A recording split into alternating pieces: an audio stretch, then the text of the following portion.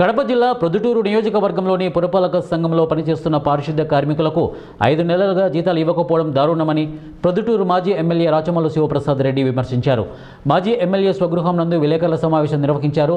అనంతరం ఆయన మాట్లాడుతూ మున్సిపాలిటీలో పనిచేస్తున్న 95 మంది పారిశుద్ధ్య కార్మికులు, 25 మంది నగర దీపిక మహిళలకు నెలకు కేవలం 12,000 వేతనమే ఉన్నప్పటికీ 5 నెలలుగా జీతాలు అందక తీవ్ర ఆర్థిక ఇబ్బందులు ఎదుర్కొంటున్నారని తెలిపారు. రోజుకు సుమారు 400 రూపాయల కూలీతో మురికి కాలువల్లోకి దిగుతూ అత్యంత అపరిశుభ్రమైన వాతావరణంలో పనిచేస్తున్న కార్మికుల పరిస్థితి ప్రభుత్వం పట్టించుకోకపోవడం బాధాకరమని అన్నారు. క్రిస్మస్, నూతన సంవత్సరం, సంక్రాంతి వంటి పండుగలు ఉన్నప్పటికీ కార్మికులకు ఒక్క రూపాయి కూడా అందకపోవడం ప్రభుత్వ నిర్లక్ష్యానికి నిదర్శనమని వారన్నారు. జీతాల కోసం ఎన్నిసార్లు ధర్నాలు చేసినా కమిషనర్ నుంచి కానీ అధికార పార్టీ నాయకుల నుంచి కానీ సరైన స్పందన లేదని విమర్శించారు. స్థానిక తెలుగుదేశం పార్టీ ఎమ్మెల్యే కూడా ఈ సమస్యపై స్పందించకపోవడం బాధాకరమని అన్నారు.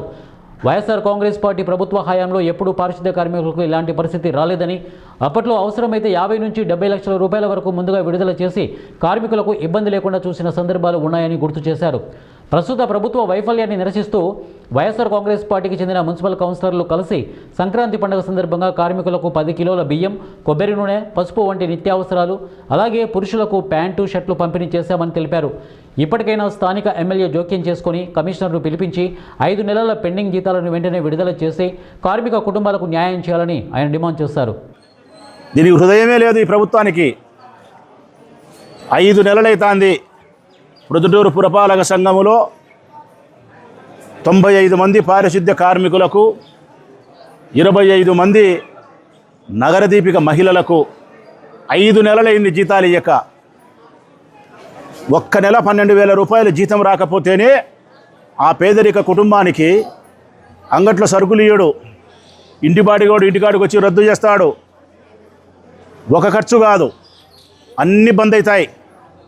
అట్లాంటిది 5 నెలలుగా ఇవ్వకపోతే ఏమి తిని బతకాల వాళ్ళు? అప్పులోకి ఏం సమాధానం చెప్పుకోవాలా? జీతాలు తీసుకునే వాళ్ళు లక్షలు తీసుకునే వాళ్ళైతే తీసుకుంటున్నారు. 12,000 రూపాయలు ఇచ్చే పారిశుద్ధ్య కార్మికులకు 5 నెలలుగా జీతాలు ఇయ్యని ఈ ప్రభుత్వం దున్నపోతు శర్మాని కంటే కానా కష్టంగా ఉంది. నిన్న వాళ్ళు ధర్నా చేసినారు 3 రోజుల కిందట.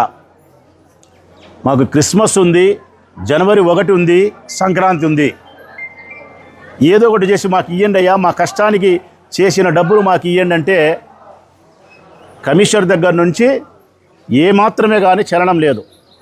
స్థానిక తెలుగుదేశం పార్టీ నాయకుల దగ్గర నుంచి అసలుకు నిమ్మకు నీరెత్తినట్టున్నారు. అసలు ఎమ్మెల్యే గారు అయితే, తెలుగుదేశం పార్టీ ఎమ్మెల్యే గారు అసలు వీళ్ళ గురించి పట్టించుకునే పరిస్థితి కానీ, వీళ్ళ వైపు చూసే పరిస్థితి కానీ లేదు.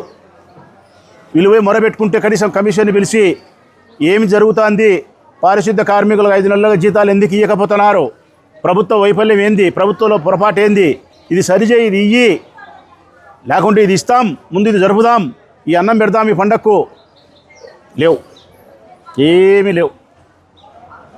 వైఎస్ఆర్ కాంగ్రెస్ పార్టీ అధికారంలో ఉన్నన్నాళ్ళు, మేము ఎమ్మెల్యేగా మా ప్రభుత్వం అధికారంలో ఉన్నన్నాళ్ళు ఈ నియోజకవర్గంలో ఉండే మొదలుకుంటే ఇచ్చాపురం వరకు పారిశుద్ధ్య కార్మికులకు సర్వము మేము సకలము సమకూర్చగలిగినాం.